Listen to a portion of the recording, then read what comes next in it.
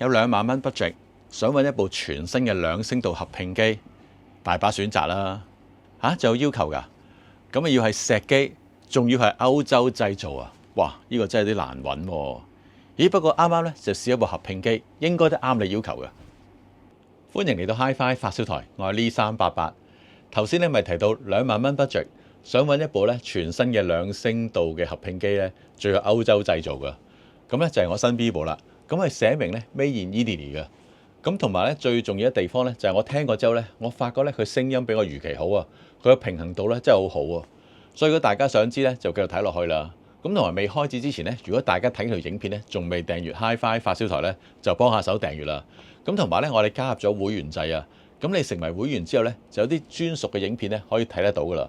咁同埋已經加入嘅會員咧，記得咧 send 翻 email 俾我，因為咧之後我會 send 翻禮品咧俾大家嘅。好，唔講咁多，去片。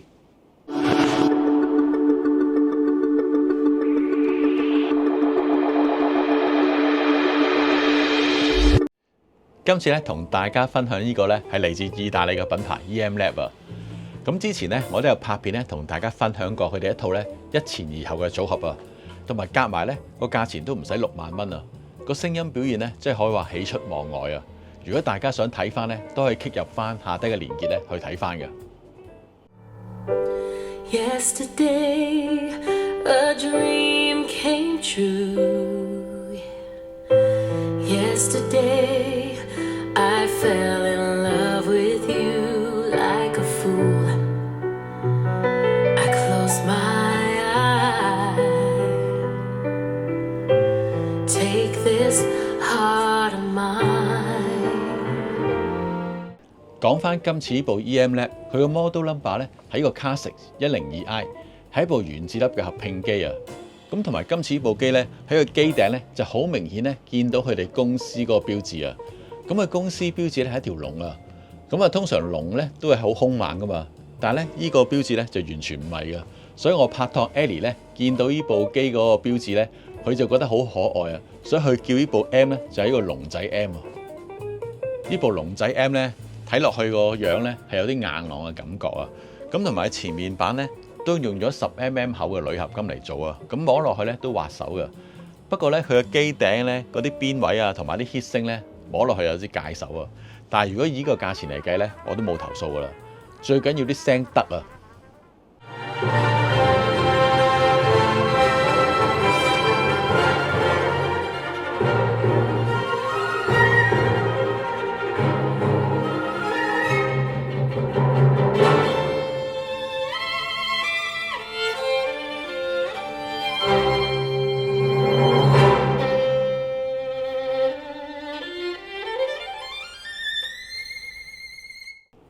咁呢部龍仔 M 嘅前面板咧都好簡單，咁呢一邊咧就係輸入選擇啦。咁啊分別咧有呢個 XLR 啦，即係平衡啦，跟住咧有呢個拉1、拉2、拉3同埋呢個風爐。咁其實呢4組咧都係呢個 RC 嘅輸入噶。咁至於呢個風爐咧，其實裏邊咧已經內置咗呢個 MM 唱頭放大噶啦。所以如果大家用緊呢個 MM 唱頭咧，基本上駁落咧就會開得到聲噶。咁啊當然啦，如果大家用 MC 頭咧，可能就要經一個升壓牛咧先可以開得到聲啦。咁我都有問過廠方點解唔做呢個 MC 唱頭放大咧？因為佢話咧，其實呢個 MC 唱頭放大咧比較敏感一啲啊。如果擺埋落部合併機裏邊咧，變咗好多干擾咧，就冇咁好聲啊。所以咧決定就唔好做呢個 MC， 就做咗個 MM。咁同埋廠方都指出咧，佢哋遲啲咧都會做一部咧獨立嘅 MC 唱頭放大器啊。咁同埋中間呢個顯示屏咧都好清楚，咁見到啲字體咧都相當之大啊。咁啊，另外呢邊咧就係音量掣啦。咁其實呢個音量掣咧，除咗做音量之外咧，其實撳落去咧都可以做到熄機同開機嘅功能㗎。咁同埋喺原廠咧就跟咗個金屬遙控器。咁呢個金屬遙控器咧，咁啊當然有呢個大細聲啦，同埋呢個開閂機啦。咁啊另外有個輸入選擇啦。咁當然啦有呢個 mute 嘅功能啦。咁另外咧仲有呢個菜單嘅功能。咁啊當輸入咗之後咧，可以控制呢個左右聲道大細聲啦。咁另外咧有一個 internal scan。咁咧就係控制呢部機嘅增益。咁另外咧仲有一個 external scan 啊。咁呢個咧係調校呢個 main in 後級輸入嘅增益㗎。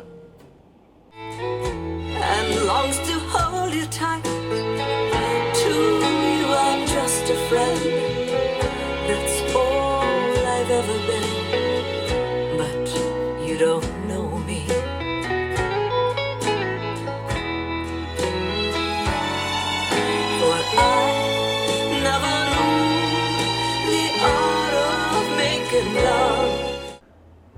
睇下部 102i 嘅機背啊，咁啊見到呢度咧有呢個 IEC 嘅電源插啦、電源開關啦，咁同埋咧喇叭輸出咧就分別左右聲道咧各有一組嘅，咁同埋有呢個平衡嘅輸入，同埋咧有4組嘅 RCA 嘅輸入，咁另外咧有呢個 M in 同埋 PO， 咁可以分別咧就外接呢個前級或者呢個後級嘅，咁呢度咧就 record out， 咁中間呢個位咧打開去咧就可以有個插卡位。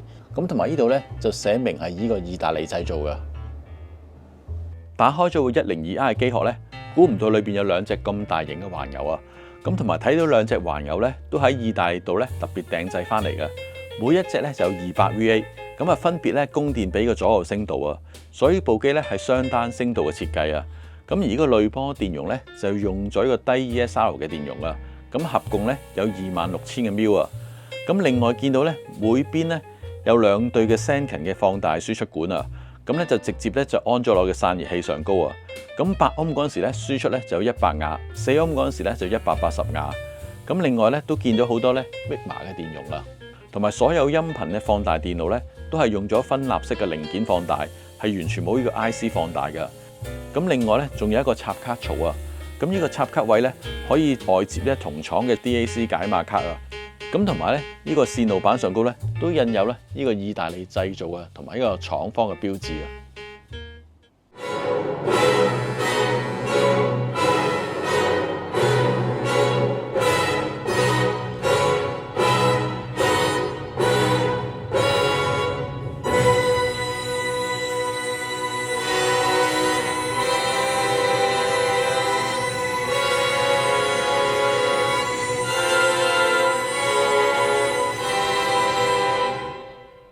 咁呢部 Carsix 102i 嘅龍仔 M 咧，佢其中一個特色咧就放棄咗傳統嘅音量控制嘅做法啦。咁佢用咗呢個數碼控制嘅特製嘅 IC 咧，裏邊咧就封裝咗呢個 MOSFET 嘅晶體管啊，嚟控制個增益啊。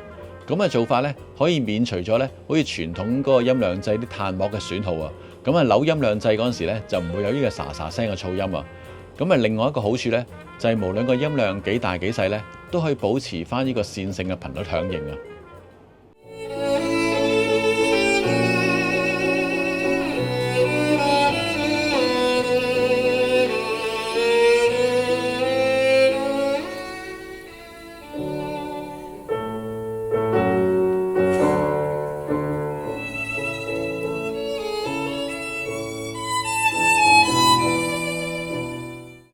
咁呢部龍仔 M 咧，其實喺我度試聽咗一段時間㗎啦。咁好坦白，起初開聲嗰陣時咧，同而家都好大差別啦。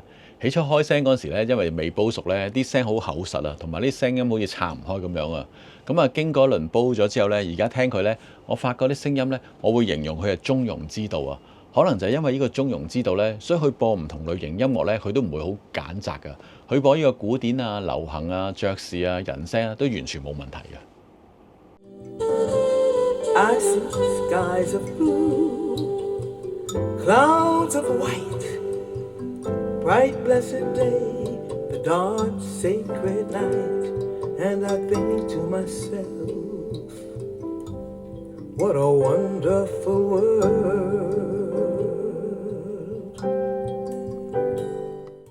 以我經驗咧，通常呢一類價位嘅合併機咧，調校聲音嘅取向咧，都係偏向一個中頻嘅。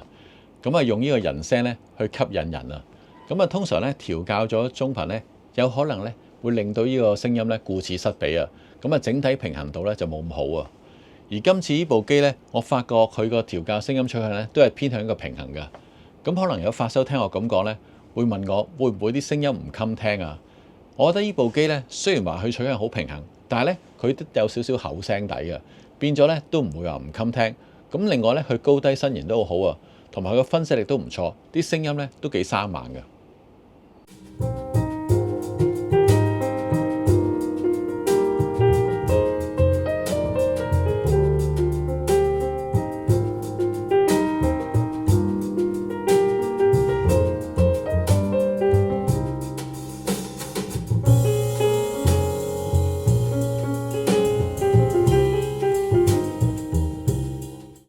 咁啊，至於力水方面啦。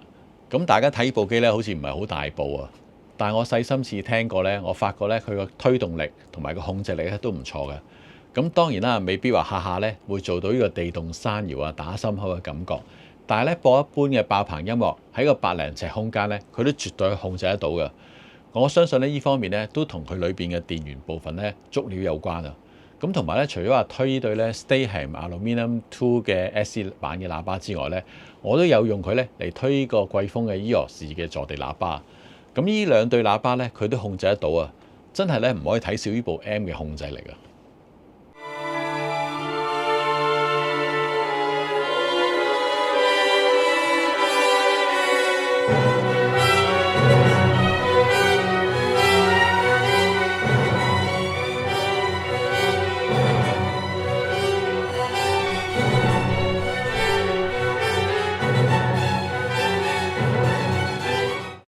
好啦，最後咧都嚟一個總結啦。如果大家咧諗住用呢個25000蚊嘅預算咧，想揾一部咧靚聲又容易玩嘅合併機咧，咁我覺得呢部龍仔 M 咧都係一個好好嘅選擇啊。咁啊當然啦，如果同呢個膽機比咧，佢個音色咧可能冇咁潤澤，但係用翻相同嘅價位買部膽機咧，又未必可以做到佢咁中性同埋咁有速度感嘅聲音啊。咁啊至於部機有啲咩缺點啦，咁我覺得咧佢嗰個遙控器咧，應該可以再做得好啲咯。咁同埋咧，如果有埋呢個正反上掣咧，應該會更加好啦。好啦，今次嘅分享咧就到呢度啦。大家記得咧繼續支持個 HiFi 發燒台啊。咁啊點樣可以支持呢？咁啊當然啦，訂閱啦，亦都可以同朋友分享我哋影片啦。咁亦都可以下低留言咧，俾多啲意見俾我哋。好啦，今次嘅分享咧真係到呢度啦，下次見。